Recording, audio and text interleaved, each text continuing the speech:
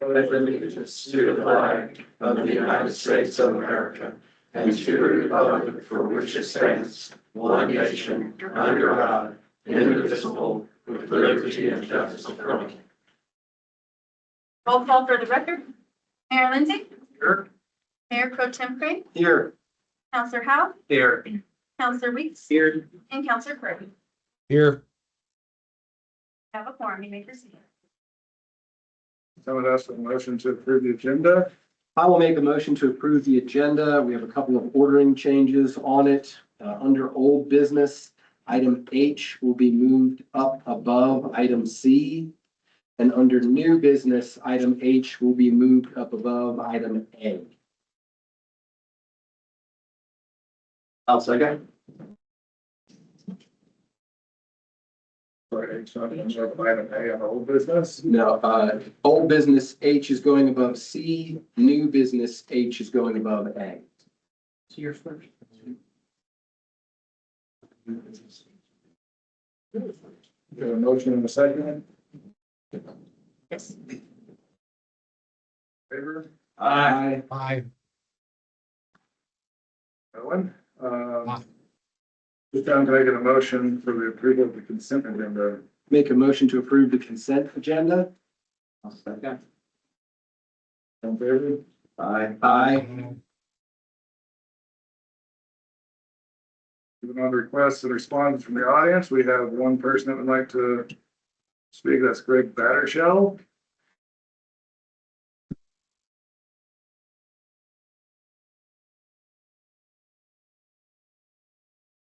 Mayor, council,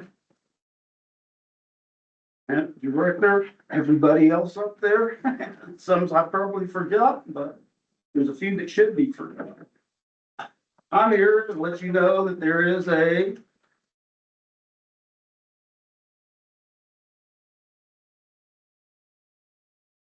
problem with identity theft in Angel Fire. Brought to my attention by the police chief that that was a possibility for me. So when Councilman Jake decided to say, well, I thought that incident was cleared up 2 years ago, evidently there's a problem with identity theft that only a select group of people know. So I'm gonna come here and make it be known every time. Because I also talked to the geophysicist that came in and gave an opinion on her idea of the water system. And said it was screwed up 10 years ago when J. Ed Mitchell was in here and bought the wrong equipment. And I knew that right off the bat, because I was asked to help and I wasn't gonna help because that was, at that time, a state license and certified repair. Because we are part of the United States and New Mexico and not part of Mexico annexed. That's why we use United States codes and standards to do product testing, because we have so many zones and regions that cover almost every climate change there is.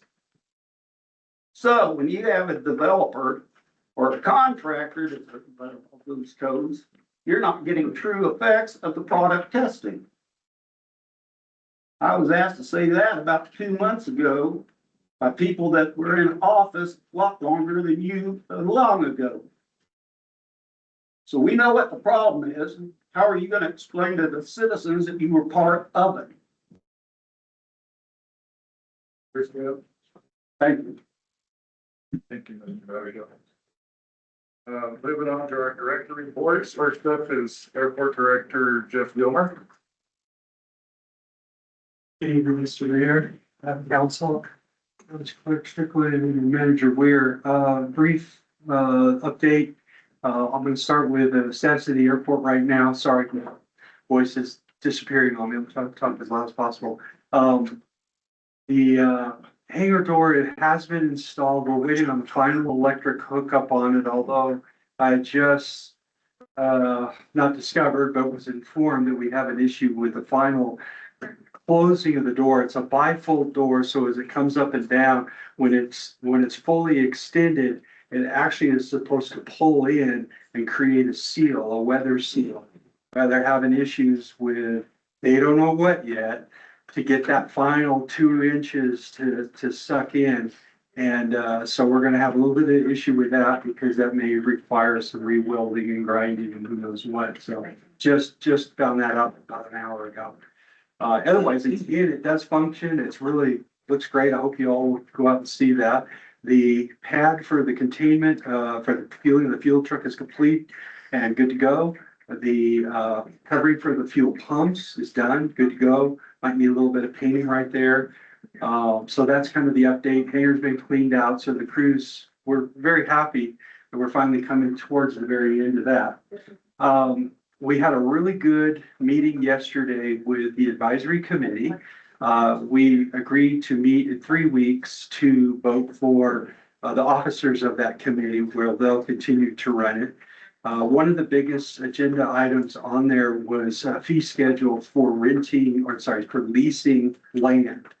And already since yesterday morning, I'm getting a lot of feedback, really good feedback on what that process is gonna look like, it costs. And I would say what we're considering is a period of a couple of years to allow those first people to come in, kind of like a build out. If you're doing a retail operation, you're gonna cut a little bit better deal for those first folks in, to kind of generate that interest. And then, a couple of years down the road, we'll do a regular fee schedule. So hopefully, within a month to 6 weeks, we'll present to you that fee schedule. That will be the complete contract, leasing agreements, and we should be good to go. Another item that's on is the sponsorship transfer. We're still not getting any word back from the FAA. I've got another kind of a tangent I'm going on as of this afternoon, going directly to the head of Airports Division in Washington. Kind of having in there now as of this afternoon to have a chat with him coming up. So somewhere along the line, that glacier is going to shift and we will see that. And I apologize to the council and the folks of the Village of Angel Fire that this isn't already completed. There's all kinds of excuses that the government wants to throw out at it, but we expected this done and dusted by now. So do you guys have any questions on any of those matters? I guess one quick question Yes, sir. from the hangar door.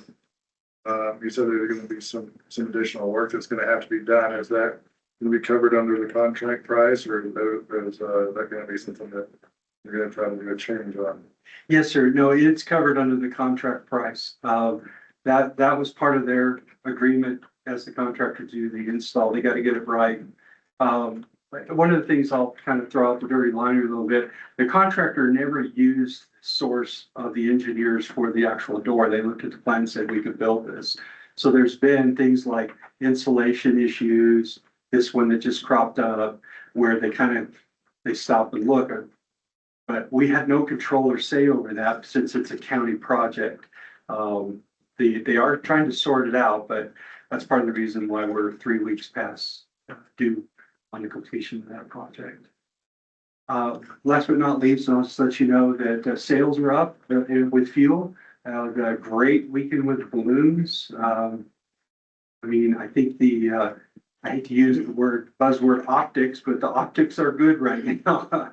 And we get a lot of aircraft in and out of it and pump some gas. So it's a very good thing. So that's all I have. Stand for any more questions. And Thank you, Director. thank you. Next up is our Public Works Director, Kurt Clerk. Mr. Mayor, we skipped over the announcements and proclamations by calendar. Sorry. That was some pin issues there. Do Do you, we have any, I got. Okay. Do we have any, announcements? Mr. Mayor, the Roads Committee and Infrastructure Committee met yesterday. They discussed the criteria and prioritization of roads, water, sewer, and solid waste. The criteria for roads, water, and sewer are already contained in Title VII of the Village Code. The criteria for solid waste are contained in Title IV of the Village Code. Some committee members feel that they need some guidance from the council and staff to enable them to set priorities. Other committee members feel that they can set priorities with the information they have. So we're going to continue to work with staff and discuss that some more the next meeting. Thank you. Thank you for the update. Yeah, right. Trails and Rec, we're gonna be doing the survey so that we can design the trail and then get the locations for the state park after the first of July.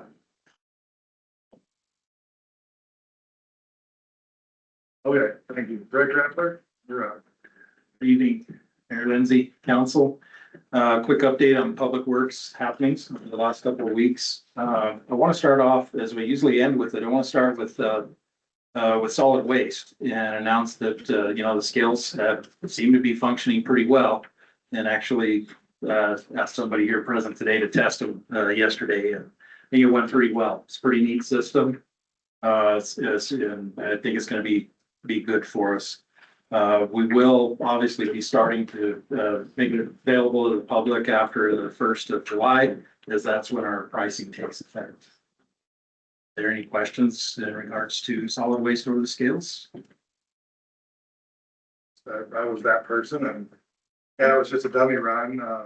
But I did everything but pay at the scale, and it was super easy, extremely accurate, and as far as just so yeah, I'm thrilled to see that implemented. I think in time we'll get some indications of how well our pricing will be accepted by the public. I think it's a pretty good medium point where, in the past, maybe some lighter loads charged by yardage were overcharged. There were some heavier loads, dense materials that, one could say were maybe undercharged. So hopefully we find that good balance and go from there. Streets Department, I should announce, we've lost 2 more employees. One is Mr. Candelaria, who was driving our water truck for us, which is a tough loss because water truck's very, very important in our ability to do road maintenance at this point. So we'll be posting that position. Hopefully we can get it filled pretty soon. His wife Carly is leaving also. Her job ends on Friday. Obviously she's been very crucial to me, and as Public Works Director, she has been my admin assistant since day one. I want to thank them both for their service to this community, and hope things go well. And they're both going to be surely missed, and wish them the best. So Streets Department is currently, we've got a crew out. We've got quite a few culverts plugged up. So we've been cleaning out ends of culverts. Today, the Portamole was active all day, jetting out some culverts. We've got a fair number of them out there that just always plug up, and we're able to work on culverts again.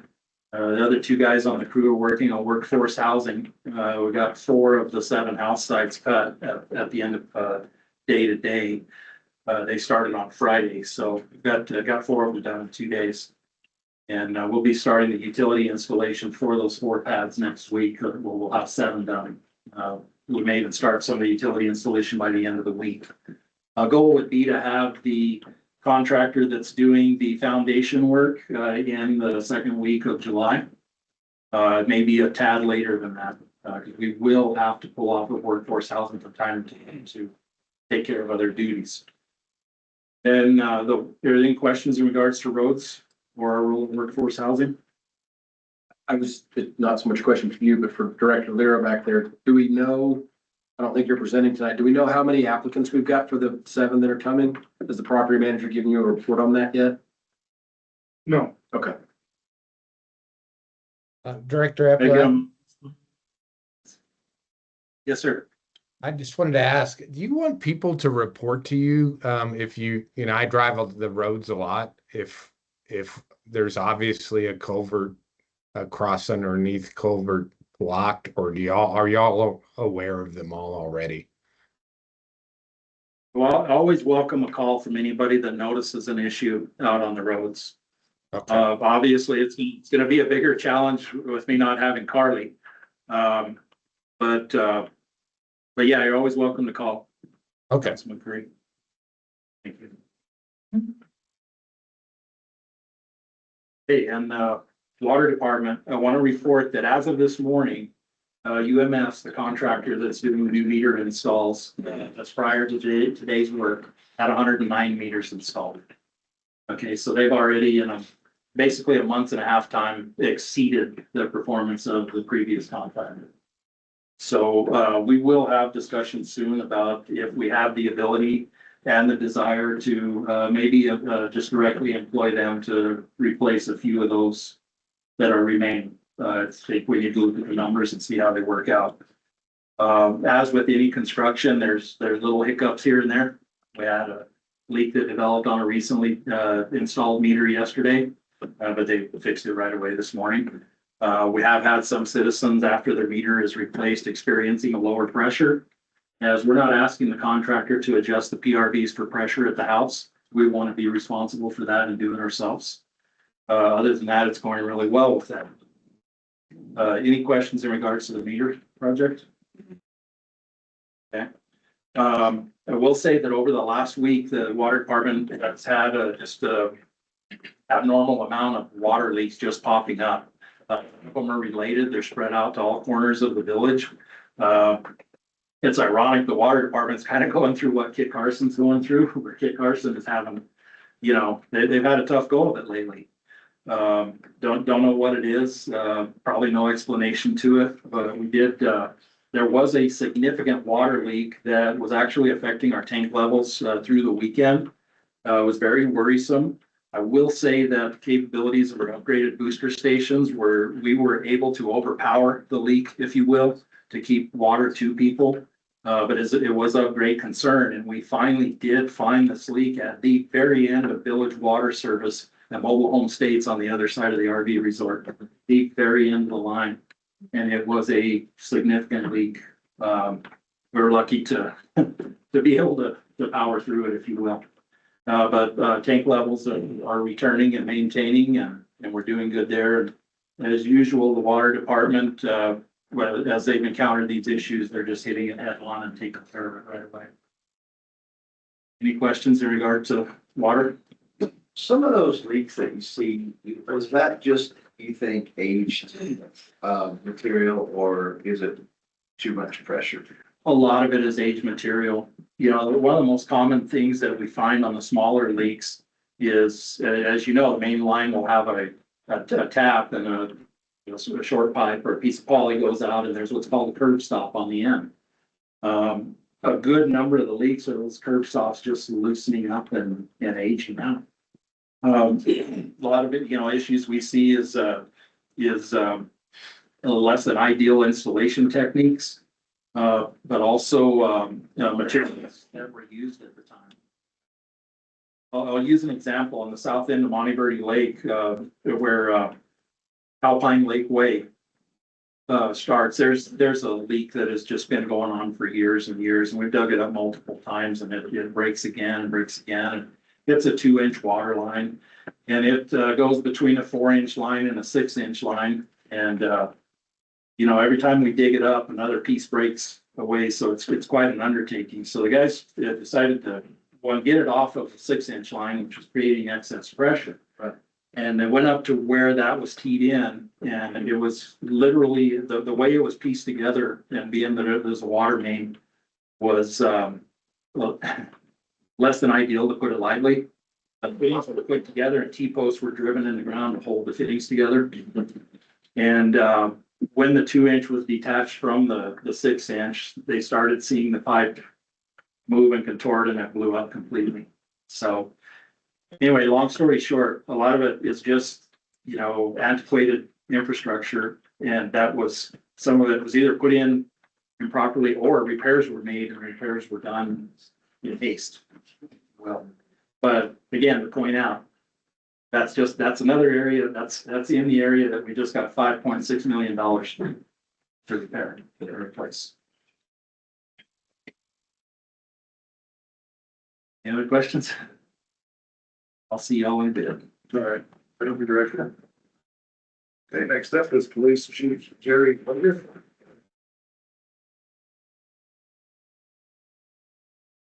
Mayor, Principal, Manager, Clerk, thanks for having me this evening. I have before you the May monthly recap for 2026, and on that recap, I do compare to April, so last month, and then there's also a column to the far right for May of 25, just to kind of show a running calculation of what we address there at the police department. Calls for service in May were up for a total of 180, comparable to last year of 135. So pretty good jump on that. I am happy to report that very few of those were big problems, but there were a lot of small things that got reported that apparently weren't the year before. As far as instance reports and calls for service that we took reports on, there were 59, and this time last year there were 57. So as I said, pretty flat across there. There was one warrant, same as last year's. There were 2 arrests. That's one down from May of 25. Crash reports were 3 for the month of May, which is still pretty small for an entire month. That's an average of 1 every 10 days, more or less. But for May of 25, we should only have 1. It moves it up a little bit. Total traffic citations issued in May was 45, compared to May of 2025 was 63. So we wrote a few less. That does include stats for May being Motorcycle Awareness Month, and we did participate in some traffic safety overtime during that block. And there were no non-traffic citations issued for the month. Court collections, which usually run at least a month in the rear, were $1,404. Generally, that's a little bit higher than that, but you must understand April was a very slow period. So it's not unexpected that the court collections would be down somewhat from that. I wanted to report that we do have 2 vacancies within the police department, and we are advertising for those. Those are full-time. We prefer certified police officers. So I'm going to turn around and talk to the crowd. If anybody knows anyone that might be willing to work at the greatest place in northern New Mexico, please have them get in touch with me. Kurt, you already work here. Just throw that out there to our listeners at home. If you know of anybody that's looking for a change of scenery, that has some experience, whether it be a year or 10 years, please give us a call. We'd love to meet you and talk over what we have here for the village and what we can offer you. I guess I should have told you who those 2 officers were. Ruben Lucero, who is relocating to Cuesta, New Mexico, and is taking employment there. The other is Alvis May, who as of today has not secured a new job, but he is moving to Oklahoma to be closer to family. And lastly, I just want to talk briefly, I know it'll be a little bit in next month's report. You probably heard a lot about it. Balloons Over Angel Fire event last weekend, very early mornings, very late evenings. We had the big concert right here behind Village Hall on Saturday. We had farmers market again on Sunday. The mimosas in the main street had approximately 60 vendors, and I'm probably stealing a little Greg's thunder, but he's out this week, so I'm going to do it anyway. Just couldn't have been more pleased with how that event, the entire weekend went. Great volunteers. Some of them are in this room. Just from the bottom of my heart, I thank you, because the traffic control, the parking, the one-way in, the things that we established last year that we capitalized on and enhanced a little bit this year, really did work well. It's unfortunate we didn't get a launch on Sunday, but we still had a lot of people here, and they still came into town. They ate, they went to farmers market, and just overall we had pretty good weather, other than just a little too much wind. So just really excited that that one is behind us now, but that it went so well. Just thanks to everyone that had a big piece of that. And with that, I don't think I have anything else tonight. I'd stand for any question. Yes, Mayor, Council, I just want to add to what Chief Ogre said in that it was a record-setting balloons over Angel Fire. Each day was record-setting. They weren't big increases. They were each record-setting, so. We'll take. Thank you. Thank you. Finally, for director reports this evening is our fire chief, Jason Vance. Good evening, Mr. Mayor, members of the council, Manager Weir, Clerk Strickland. I have a lot to cover, so I'll try to get through it as quickly as I can. First of all, I'd like to announce that we have successfully placed our application in for Firewise. So I'll keep you updated on the status of that application. I did want to point out that a typical Firewise community is usually 30 to 50 homes or smaller. It's neighborhood organized, et cetera.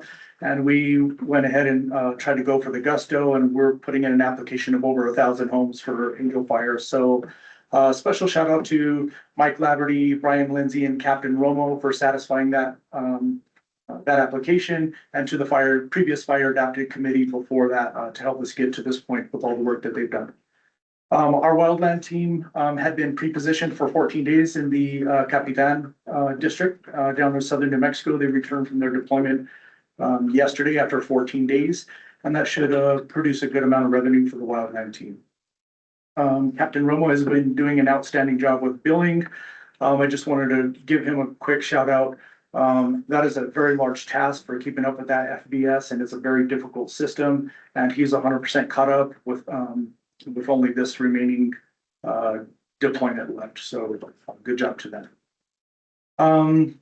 Slash operations, in spite of being very shorthanded, have been keeping up with all slash piles, and also kudos to Andrew Archuleta for keeping up with all of the slash pickups. He is currently is running with no backlog and has everything picked up.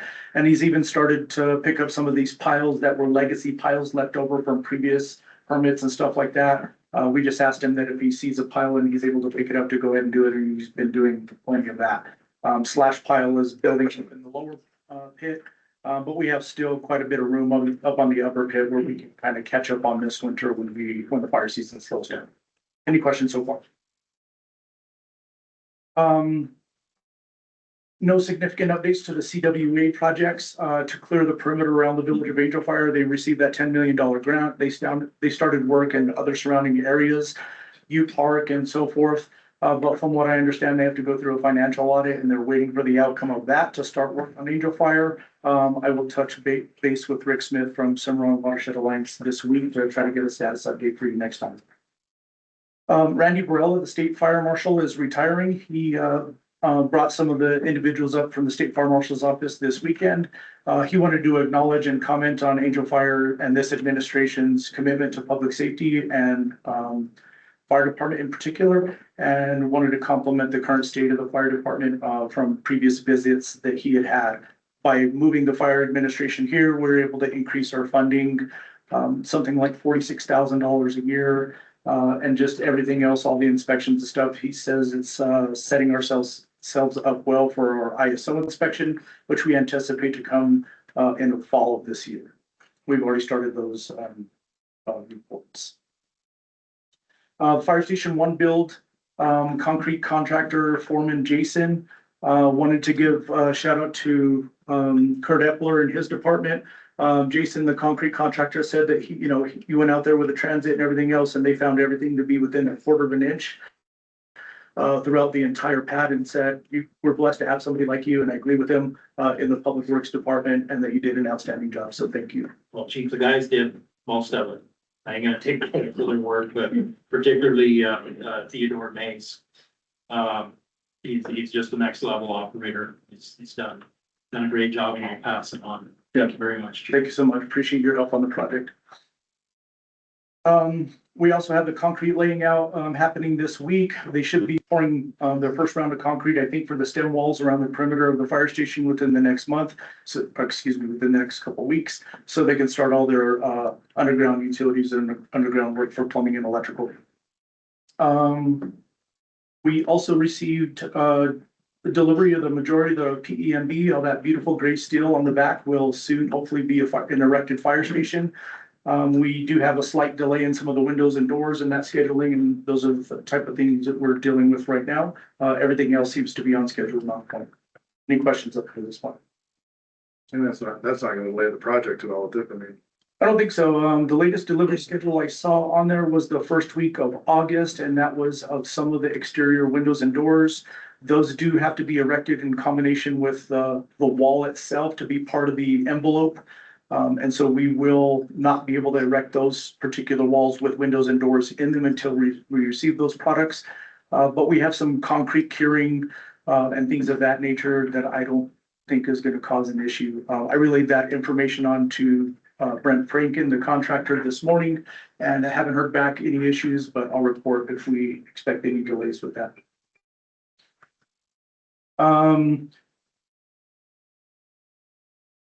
Balloons over Angel Fire, I did also want to comment, I just kind of want to say it takes a village. Congrats to the entire village, the directors, staff, and especially the volunteers that made that event happen, because it was fantastic. One of the smoothest events that I've been a part of. And it was outstanding. I also wanted to thank Moreno Valley Fire Department for their assistance in running the operations at the Propane Alley area, as well as Air Methods Care Flight 16, who came in and kind of saved the day. We didn't have a whole lot to look at on Sunday, and we're grateful that they were there to kind of provide a little crowd entertainment, and of course the Porsche Club. I also wanted to give a shout out to Chief Hildreth and Jeremy Strickland. They laid out a very well-planned ICS form. I don't know if you guys see the back end of the public safety part of it, but implementing the incident command structure, which identifies someone who's in command and someone who's in control of separate organizations of the incident command, was very well done, expertly done. Especially when you have multi-agencies like Taos County and Colfax County sheriffs and so forth. And it went off, the communication was fantastic, and I just can't see it being any better, but we'll find ways to improve. Of course, there were some minor miscommunications, but we're working on improving on all those for next year. Also in the background, we conducted a mass casualty training. We used the Balloons Over Angel Fire event as like a scenario that we could kind of implement it to what if we had this XYZ scenario, multiple casualties, multiple injured, and how we would relegate those injuries. And the crews received that all very well, and I think everybody learned a little bit of something, including myself. Two more things. We conducted a vehicle extrication series. We started that this morning. By Station 3, we have a vehicle that needed to be cut up, so we used that for vehicle extrication. We went through basic maneuvers, all the way through some very advanced maneuvers, and we're gonna put the car on its side and have to learn how to stabilize that and everything else. I think that's very impactful for some of our lesser experienced people, and we're lucky to have people from other departments that are bringing their experience here to Angel Fire and passing that down to other people. Lastly, the EMS service agreement. The latest version that we have conducted just for public consumption is that has been passed off to Village of Angel Fire, and I heard that it was on the agenda this week to be voted on. Do you have an update for that? Village of Eagle. Oh, I'm sorry, Village of Eagle Nest.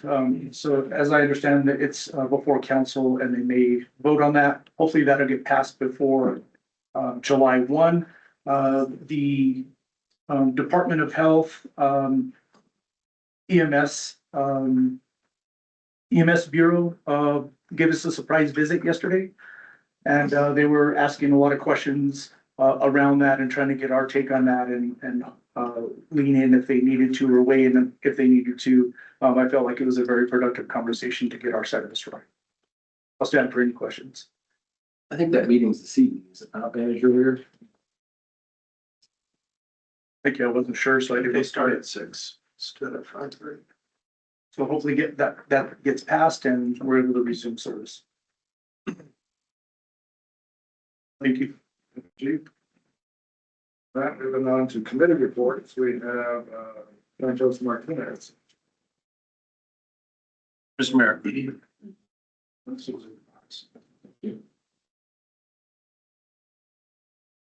Mr. Mayor, Manager Weir, members of council,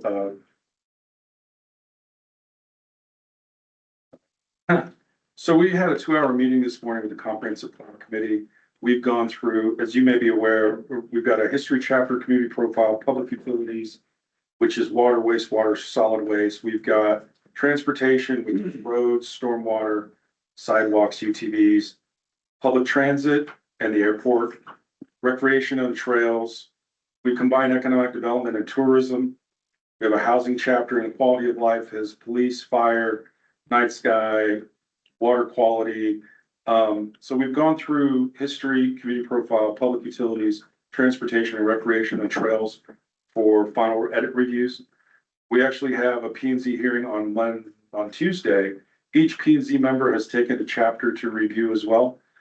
A formal recommendation needs to come from P and Z to get to you as a full body for final consideration. The draft you've seen with the strategies, most departments have responded to the matrix of how to prioritize what's a short-term, midterm, long-term goal. So I think within our charge within the next week to get to P and Z is to wrap up any other final edits that the committee members felt were needed. But again, those big chapters, public utilities, transportation, recs and trails were handled today. I know there's some overlap that we want to have discussions with streets committee on Title VII.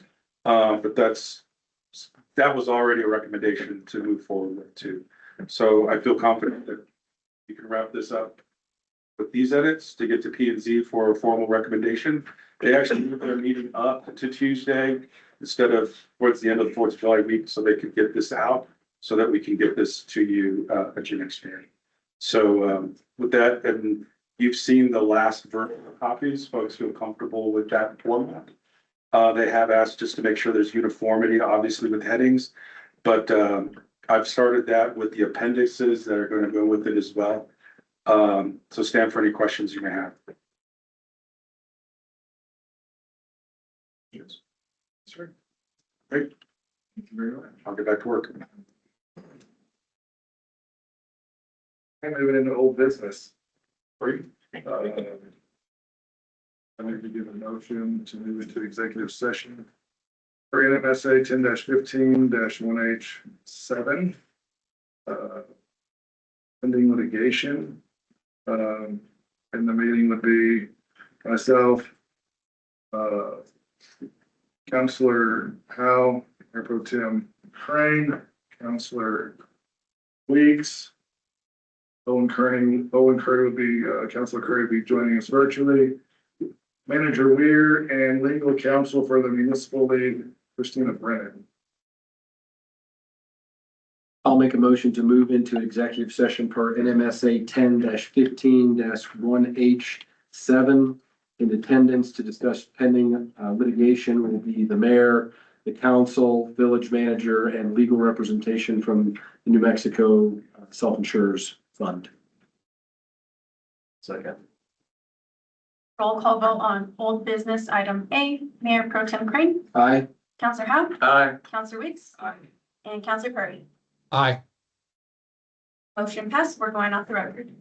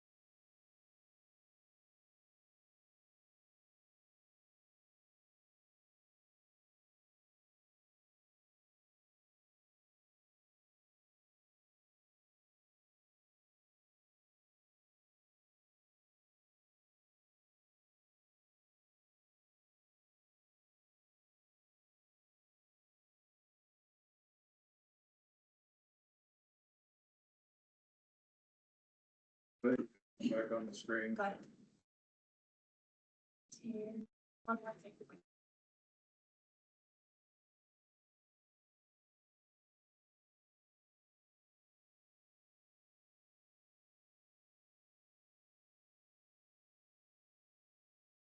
We're going to it. Item B, ask for a motion to return from executive session for NMSA 10-15-1H7. Take a motion to return from executive session per NMSA 10-15-1H7. Attendance were the mayor, the full council, village manager, and legal representation. No decisions were made. I'll second.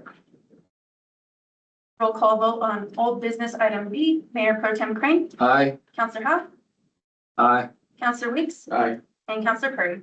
Aye. Motion passed and we're on the record. I apologize, I was having a pen issue. We had moved item H on old business to where?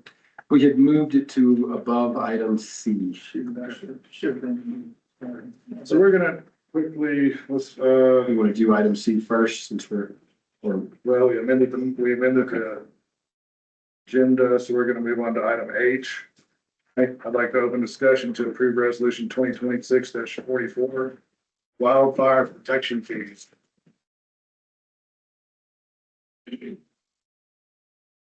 Evening again, Mr. Mayor, members of council, Manager Weir, Prince Strickland. I trust that you guys have read the packets ahead of time and had the information before you for quite some time. We put in quite a bit of effort and work into creating this resolution. Not all pieces were present. I think we have all the kinks worked out, including the back end of how to distribute wildfire protection fees from those who have received a defensible space assessment, and how to shift those fees to those that are non-compliant.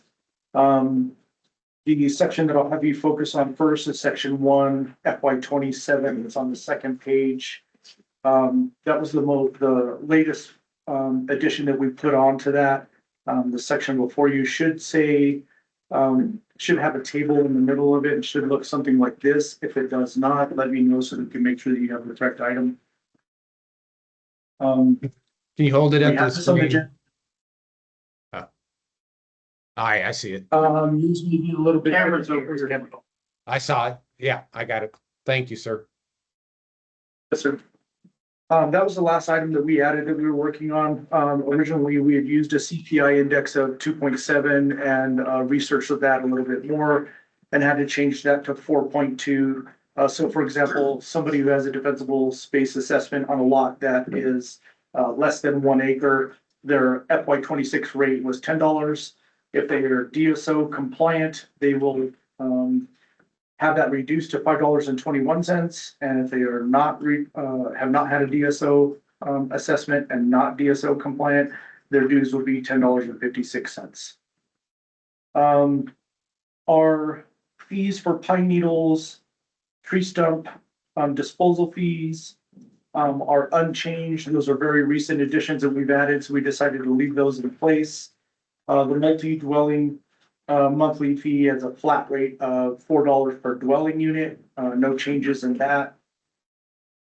And some information about how we concluded this CPI index.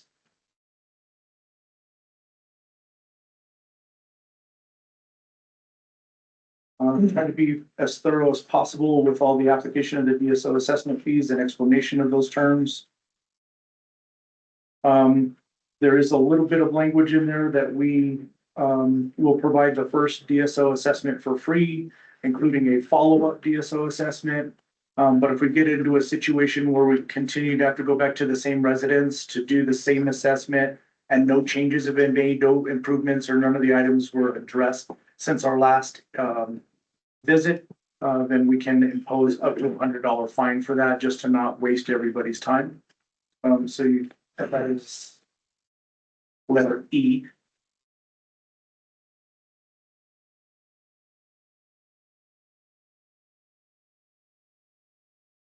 Yeah, and I think that pretty much covers it. I'll stand for any questions on it. So if residents have already had an assessment, and if that was a positive assessment, is that on record here in the village or? Yes, we created a back-end data collection system with a program that we use called Smartsheet. It allows our people to go out and perform the assessment and fill in some data on a tablet. And that populates on the screen here and is collected for us. Right now, we're sitting at about 118 DSO assessments initially. 5 of those were not completed. So 113 of them have been successfully completed. But we keep very detailed records of that. And we, going through this process, identified a couple of areas where we can improve on that. So we need to work on when we get a DSO assessment request, we need to verify that information with utility billing to ensure that we're billing for the proper lot size. Also, I think it's worth mentioning that these are for developed and improved lots. And that's all they apply to, and that was very specific in some of the language. So these aren't lots that don't have utilities brought to them or do not have homes on them. Chief, I have a question for you and appreciate how much back-end work to get here. My only question is on the chart for the wild protection fees itself. It's stated in here on the resolution that this was to be the 4.2% increase, but it doesn't look like those numbers shake out. Is that because of the difference? It is, in other words, if the old rate was $10, well, 4.2% of that is not $10.56. So what's the discrepancy there? Yeah, I'd like to defer to either Manager Weir or Adrian. Sorry. Manager. Mayor, council, yeah, so what is on here is it shows the prior year rate. We increased that prior year rate by 4.2%. If you are compliant per ordinance, you get a 50% discount off of that rate. And then that discount is then utilized to calculate the rates for the people that are non-compliant. So it's distributed across the people that are non-compliant.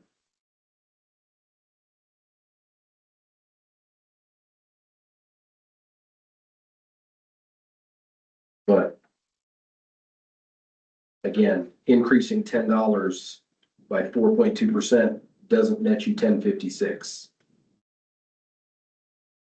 No, because what it increases it plus the The savings savings. Discount. added back on top of it. Got it. And so the savings is allocated by the percentage of impact of the amount of the savings. So, and just to be clear, so when we do this then next year, that same calculation that's happening in the background for the 113 lots that are compliant, whatever it is next year, is going to affect it. I just want to make sure that there's no question that these numbers are stated as going up by the CPI at 4.2, and they're obviously greater than that. So I was just looking for. Yeah, the non-compliant, it's the increase of 4.2 plus the distribution of the savings from the compliant. Got it.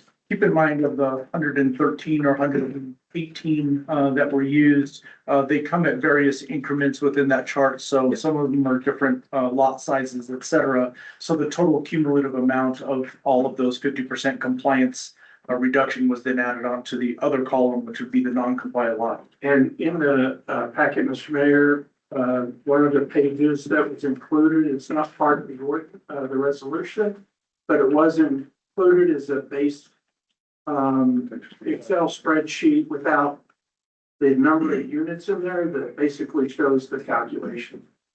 So we'll just simply, that way we're not having to redo this multiple times a year. The resolution that will be in effect of July 1 of next year will do the same thing. So people need to have their lots in compliance by what date to be afforded this? Again, June 1st, and that gives us 30 days to reconcile those lists and put this computation together. A lot of thanks to Manager Weir and the Finance Department, Agent Rendon, for putting together that spreadsheet. So we now have a way to just calculate these. It won't be so mind next year.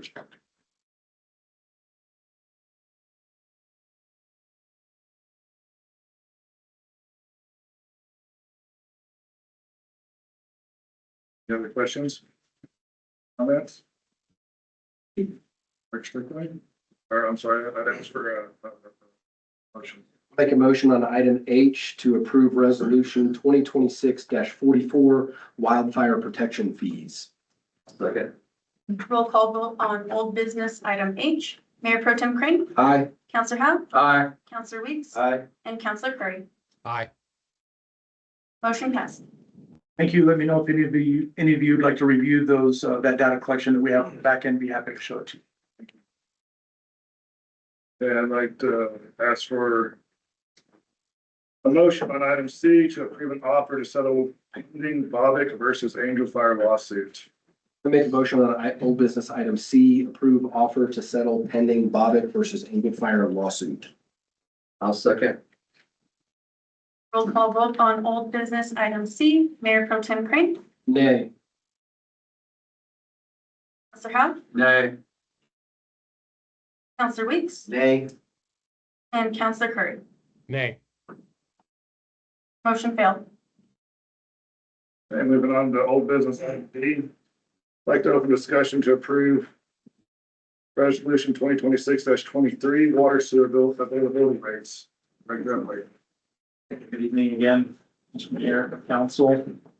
I'd like to say I was informed that apparently I do not have to read this line by line unless y'all request for me to do so, which I will gladly do. But for starters, I want to say that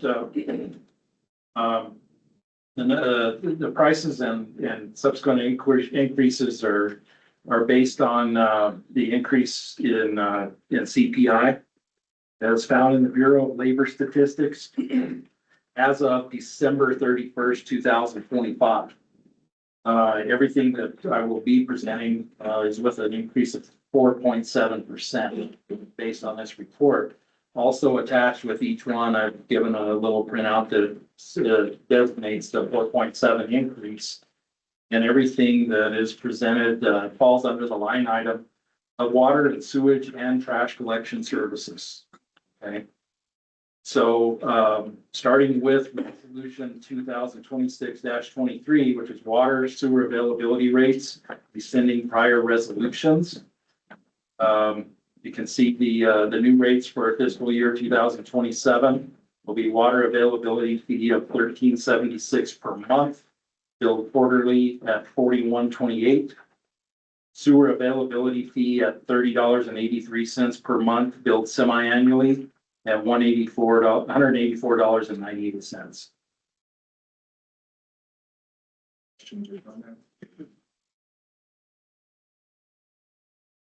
Make a motion on old business item D, approving resolution 2026-23 waters. I did have one question. I'm sorry. I'm sorry. Is it too late? Yes. No, Okay. Counselor, please proceed. I don't want to like throw a wrench in any of this, but just doing the math one more time. Like on the water availability fee, if you divide the quarterly by 3, it doesn't equal is that still okay, or can we? I think it does. Around it, no, it didn't.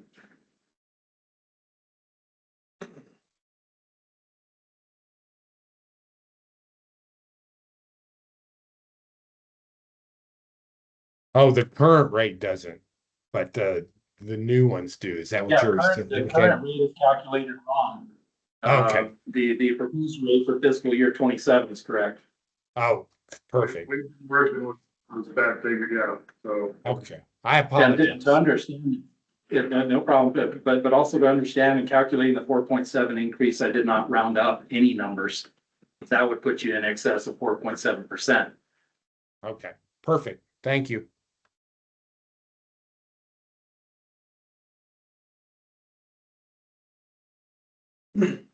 Make a motion on old business item D, approving resolution 2026-23 water sewer availability rates.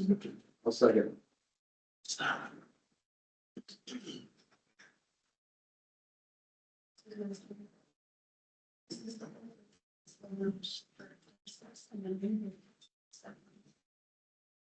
Okay, Counselor Weeks, you seconded? Yes. Roll call vote on old business item D. Mayor Pro Tem Crane, Aye. Counselor Howe, Aye. Counselor Weeks, Aye. and Counselor Curry. Aye. Motion passed. Okay, moving on to item E, I'd like to open discussion to approve resolution 2026-32. Water sewer rates to include fire domestic use. Secretary Repler. Once again, presenting, resolution 2026-32. Water sewer rates to include fire domestic use and rescinding prior resolutions. Once again, based on, CPI report from Bureau of Labor Statistics, as of December 31st, 2025, the reported increase is 4.7% for the 2026 calendar year for water and sewage and trash collection services. Questions or discussion? I'd ask for a motion. Make a motion on old business item E, approving resolution 2026-32, water sewer rates to include fire domestic use. Second. Roll call vote on old business item E. Mayor Pro Tem Crane, Aye. Counselor Howe, Aye. Counselor Weeks, Aye. and Counselor Curry. Aye. Motion passed. Okay.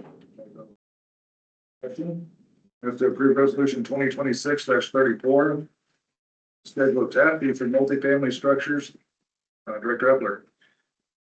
Resolution 2026-34, schedule of tap fees for multifamily structures and rescinding prior resolutions. Again, increases are based on CPI from Bureau of Labor Statistics. As of December 31st, 2025, reports an increase of 4.7% increase. Be applied for the 2026 calendar year for water and sewage and trash collection services. Questions or discussion? I'd ask for a motion on item F. Make a motion on old business item F, approving resolution 2026-34, schedule of tap fees for multifamily structures. I'll second. Roll call vote on item F for old business. Mayor Pro Tem Crane, Aye. Counselor Howe, Aye. Counselor Weeks, Aye. and Counselor Curry. Motion passed. Excuse me. I'd like to open item G for discussion, and that's to approve resolution 2026-35, solid waste transfer station rates. Director Epler.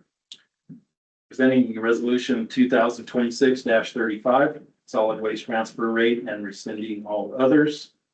Before you is the increase proposed in rates for this resolution based on CPI report from Bureau of Labor Statistics as of December 31st, 2025, indicates an increase of 4.7% for the 2026 calendar year for water and sewage and trash collection services. I'd like to point out two items in this resolution that differ from last year. One is there is now a price for material to be weighed per ton and charged for. There is one rate that covers all types of material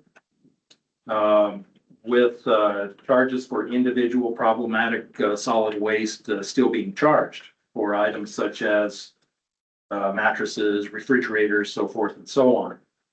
Another thing to note is that if scales are unavailable, the yardage rates listed still apply. So that's why we still have the yardage rates in this chart. Stand for any questions. Questions or comments? I'd ask for a motion on item G.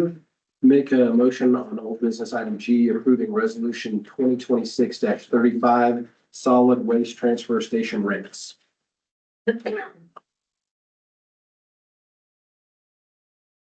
Roll call vote on old business item G. Mayor Pro Tem Crane, Aye. Counselor Howe, Aye. Counselor Weeks, Aye.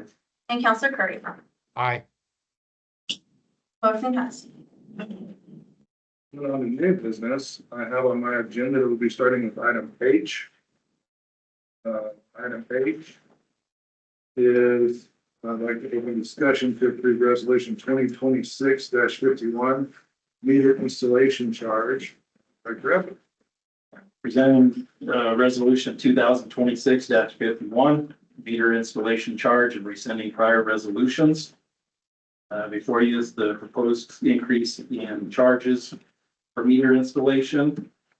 Based on CPI report from Bureau of Labor Statistics of December 31st, 2025, which is a 4% increase for the 2026 calendar year for water and sewage and trash collection services. Stand for any questions. Any questions or discussion? Just checking that math. I would ask for a motion. Make a motion on new business item H, approving resolution 2026-51, meter installation charge. I'll second. Roll call vote on new business item H. Mayor Pro Tem Crane, Aye. Counselor Howell, Aye. Counselor Weeks, Aye. and Counselor Curry. Aye. Motion passed. Any under new business, open discussion to approve resolution 2026-33, solid waste service rates. Director Griffin. Presenting resolution 2026-33, solid waste trash service rate and rescinding all others. From CPI report of December 31st, 2025. 4.7% increase is listed for the beginning of the 2026 calendar year for water and sewage and trash collection services.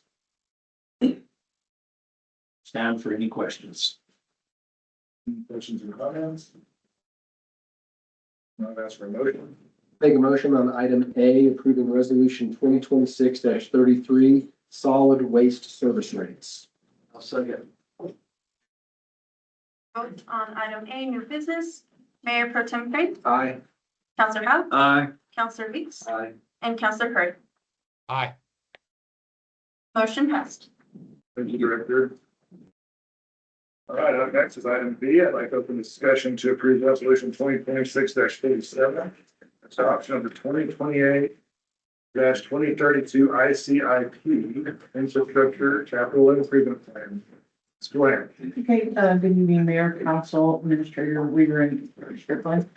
Before you have the rating and ranking that we discussed on our previous council work session, the ICIP resolution is a requirement for turning in all the paperwork, and I'll stand for any questions you may have.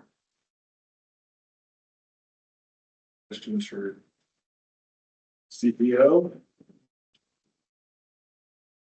I would ask for a motion. Make a motion on item B, approving resolution.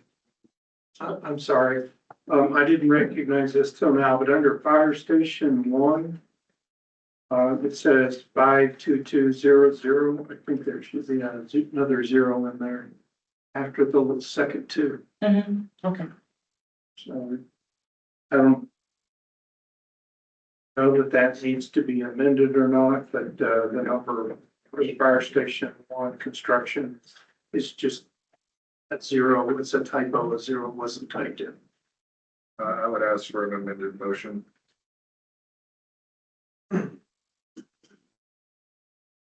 You want me to amend the motion and then vote on it, or you want me to make an amended motion? Yes, we looked it up. It's his choice. Okay. He cut you off, so let's just start fresh here. Just make it, make it. I will make the motion then. I will make a motion to approve item A, approving resolution 2026 I'm sorry, I'm off one. Item B, approving resolution 2026-47, adoption of the 2028 to 2032 ICIP plan with one modification, correcting the typo for Fire Station 1, bringing that number up to 5 million. We're missing a zero, is that right? Yes, sir, 5,220,000. Yeah, it should be 5,220,000. I'll second. Roll call vote on the amendment of item B. Mayor Pro Tem Crane, Aye. Counselor Howell, Aye. Counselor Weeks, Aye. and Counselor Curry. Aye. Motion passed. Thank you, gentlemen.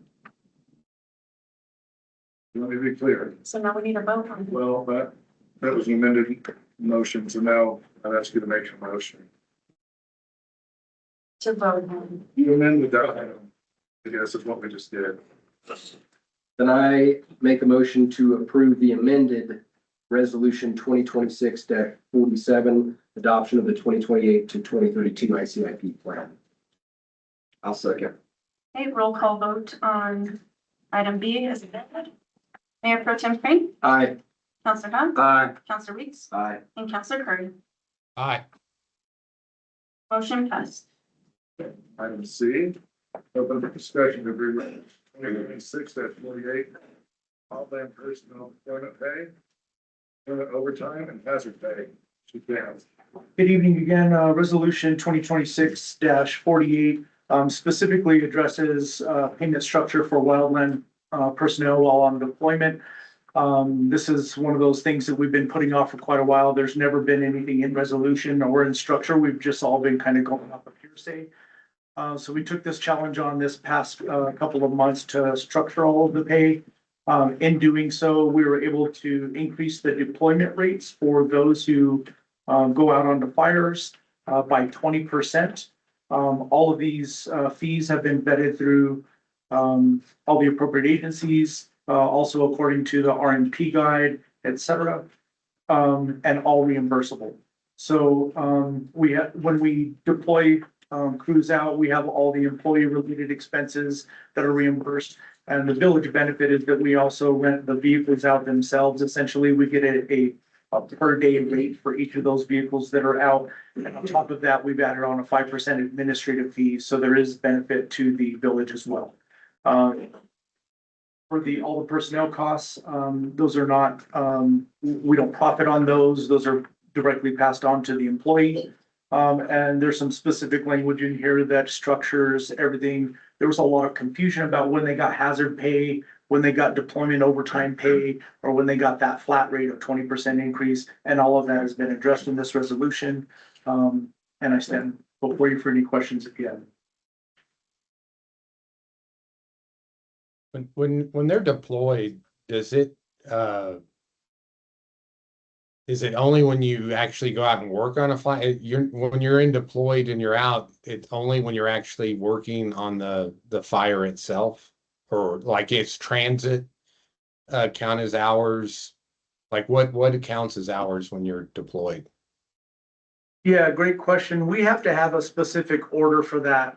And that has to come down from some typically state or federal agency.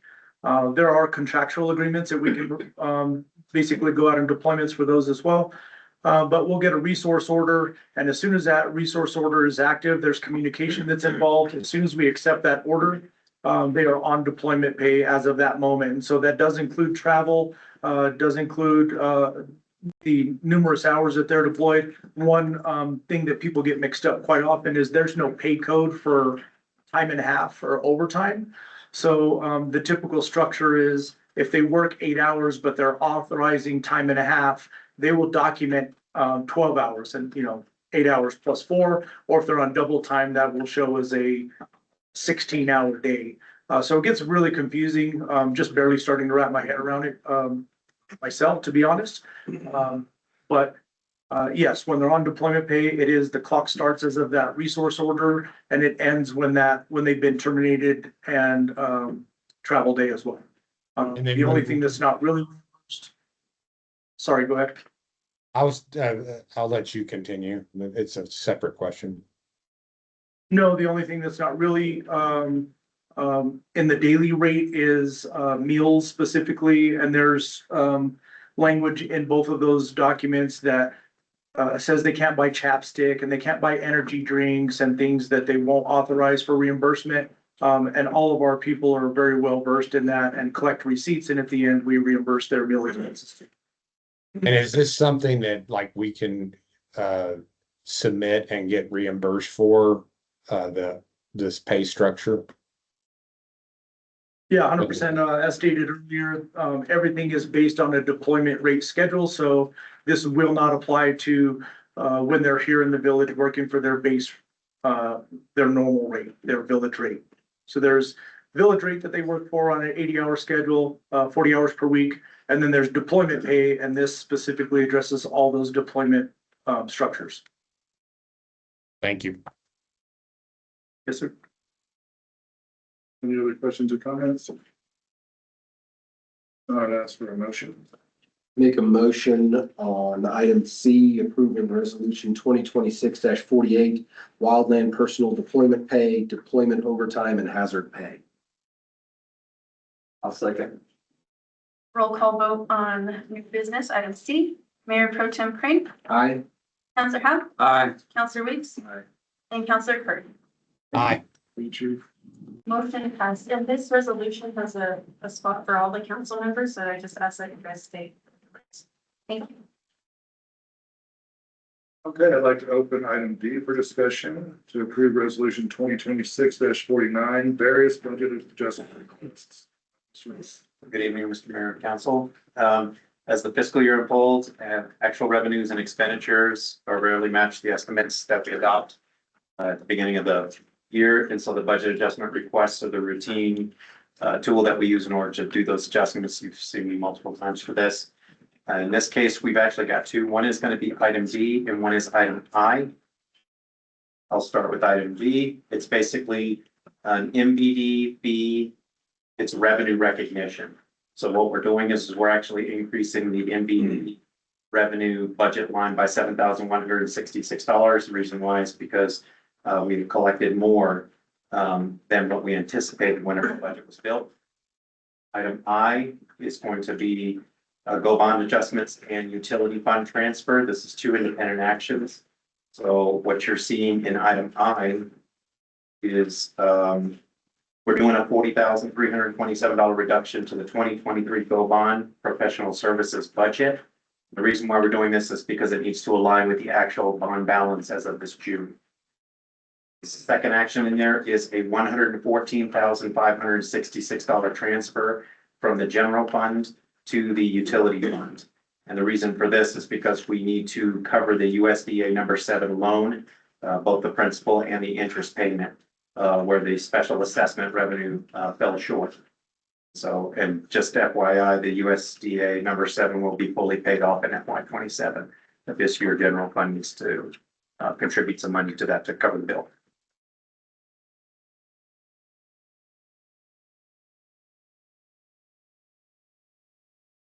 Any questions or discussion? Make a motion on item D, approving resolution 2026-49, various budget adjustment requests. I'll second. Roll call vote on new business, item D. Mayor Pro Tem Crane, Aye. Counselor Howard, Aye. Counselor Weeks, Aye. and Counselor Curry. Aye. Motion passed. Okay. Item E, I'd ask for a motion to postpone item E, which is to approve an increase to the financial budget by $241,500 in FY27 so the village can subscribe to OpenGov and pay for the transition from Tyler income. I will make a motion to postpone item E, approving an increase in the financial budget by $241,500 in FY26 so the village can subscribe to OpenGov and pay for the transition from Tyler Encode. Should be fiscal year 27. So I'm sorry, say that one more time. Fiscal year, you said fiscal year 26. Oh, I'm sorry. I misspoke. So I'll make a motion to postpone item E, approving the increase in the financial budget by $241,500 in fiscal year 27 so the village can subscribe to OpenGov and pay the transition from Tyler Encode. I'll second. Roll call vote on new business, item E. Mayor Pro Tem Crane, Aye. Counselor Howard, Aye. Counselor Weeks, Aye. and Counselor Curry. Aye. Motion to postpone passed. Moving on to item F, I'd like to open discussion with Fairfax County and the Zoning Ranger Fire. The cooperation regarding the 2027 Rural Air Service Enhancement with RAISE grant application for Angel Fire KAXX. Director Gilmer. All right, Mr. Mayor, councilors, clerk, and manager Weir. I'm presenting to you as a staff recommendation that we approve the supplemental MOU which basically outlines and delineates the powers between the county and the Village of Angel Fire in regards to administrating the grant is probably the best way to do it. This particular grant being the RAISE grant. So we can move forward with the county to apply for that grant here towards the end of the month. I will, if you give me just a second to read, the purposes of this agreement is to supplement the airport MOA by further authorizing the defining cooperation between the county and the village for the preparation, submission, administration, and potential implementation of the 2027 RAISE grant application for air service at the airport. And I will stand for questions. Questions or discussions? Mayor, Council, I will tell you that the Colfax County Commission voted on this exact same MOU this morning and approved it unanimously. You stole my thunder. It's getting ready to call for a vote. One ask for a motion. Yes, thank you. Measure. I'll make a motion on item F, approve MOU between Colfax County and the Village of Angel Fire for cooperation regarding the 2027 Rural Air Service Enhancement Grant Application for Angel Fire KAXX. I'll second. Roll call vote on item F. Mayor Pro Tem Crane, Aye. Counselor Howell, Aye. Counselor Weeks, Aye. and Counselor Curry. Aye. Motion. To approve 2026-50, acceptance of the FY 27 Mexico Clean and Beautiful Grant Program Award. Yes. Mr. Barrett. Aaron Lindsay, Council Manager Ware, Rick Strickland. We applied for the FY 27 Clean and Beautiful Grant, and we did receive an award of $12,065.80. And this is a request to accept this grant to move forward. You should know that there is a 25% match, but it is an in-kind match. So the volunteers for our fall and our spring cleanup days can be used to satisfy that 25% match. And it is a reimbursable grant, so we have to come up with expenses and then get reimbursed. Questions? Any questions? We don't want to spend this on. I put in a request for more than $50,000, so this is only a portion of what I asked for. I'll be working with the tourism director. I requested some tables and benches to be put in the event center. A refillable water bottle fill station there, and some stationary trash cans that we probably won't do, but that was just one of the requests, and the fall and the spring cleanup days. Mayor, Council, I'd also like to recommend that we consider benches for the airport with these expenditures. Any other questions or discussion? Motion. Make a motion on item G, approving resolution 2026-50, acceptance of the FY 27 New Mexico Clean and Beautiful Grant Program Award. I'll second. Roll call vote on item G. Mayor Pro Tem Crane, Aye. Counselor Howell, Aye. Counselor Weeks, Aye. and Counselor Curry. Aye. Motion passed. Thank you. Okay, finally this evening at discussion to approve resolution 2026-49, various budget adjustment requests. Mr. Randall. Yes, Mr. Mayor, Council, this is the second item that I covered previously. Questions or discussion? There is a mistake in this. It is listed as 49 twice. This is actually resolution 52, so I'm gonna amend the motion again when we do this. I think. I'm gonna make a motion to amend item I, approving resolution 2026-52, as opposed to the duplicated previously mentioned 49 various budget adjustment requests. I'll second. Roll call vote on item I, the amendment. Mayor Pro Tem Crane, Aye. Counselor Howell, Aye. Counselor Weeks, Aye. and Counselor Curry. Aye. Motion passed. Yeah, that's the motion on the amended item I. Make a motion to approve amended item I, approving resolution 2026-52, various bars. I'll second. Roll call vote on item I. Mayor Pro Tem Crane, Aye. Counselor Howard, Aye. Counselor Weeks, Aye. and Counselor Hurd. Aye. Motion passed. Finally, this evening, manager's report, that's for. Yes, Mr. Mayor. First of all, I would like to thank everybody for the Balloons Over Angel Fire event. It was, required significant teamwork from everybody at the village.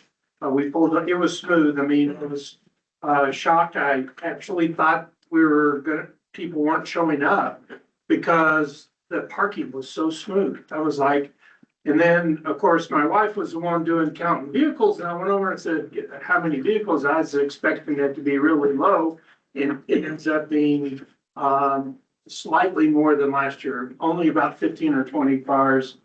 Greg would know for sure, but it was slightly more than last year on Friday. And Saturday, we had 818 cars, which was an increase over last year's 805 cars. And again, the parking was just so smooth. It went quick. We were, we were basically getting sporadic vehicles by 9 o'clock. Everybody else was in place. Unfortunately, we weren't able to fly. It had to do with upper air disturbances primarily. Safety first.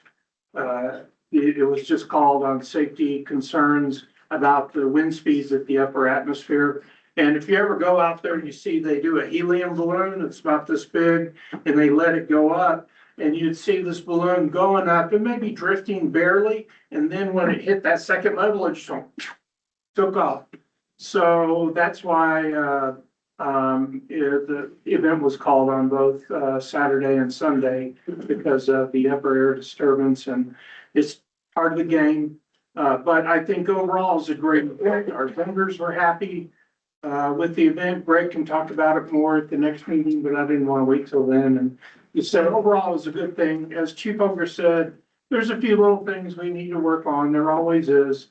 But it was a great event and it required a lot of teamwork to pull off. And I just want to thank everybody for that. I also want to make a brief comment on the electrical issues that the village has been experiencing over the last couple of weeks. I did have a meeting with Luis Reyes, the CEO of Kit Carson.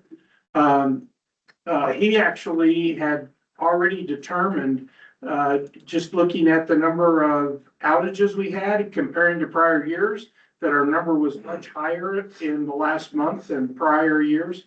And so he was already working on it. And so they've been out exploring, and they've discovered right now 3 primary lines that just, they've been there forever. And they're affecting service here. Now that they've identified the lines, they have to order material, they have to schedule staff, and they're trying not to impede on our July.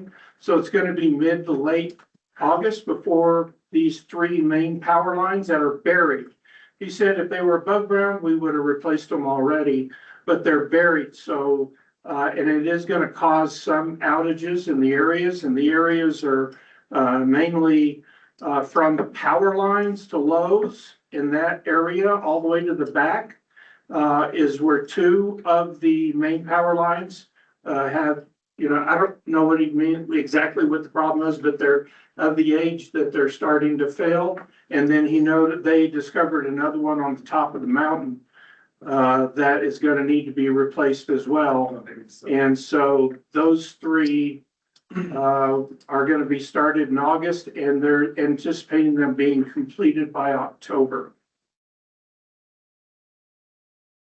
I have one other thing. I just want to say thank you for spending a couple of weeks with the village cleanup day. We had several kids that participated in there, and at least the areas we were at, we found to be much cleaner than we found in years past. So thank you to the crews and staff that are maintaining some pickup in between the cleanups. We were glad to participate at that event. It's a good one for our families and kids to go out and enjoy. That wasn't me, but honestly, I worked all day that day, so I didn't get a chance to participate. I believe it was Rocky and Shay that led that charge, so. Anything further? That's it. Thank you. Mayor, I'm sorry, I have one quick announcement, Right. real quick. I don't know if the village is aware, but, last Friday, the former streets director, Richard Cordova, had passed away. And I just wanted to make the public aware. Sorry to hear that, and thank you, Julie, for letting us know. Okay, this meeting is adjourned.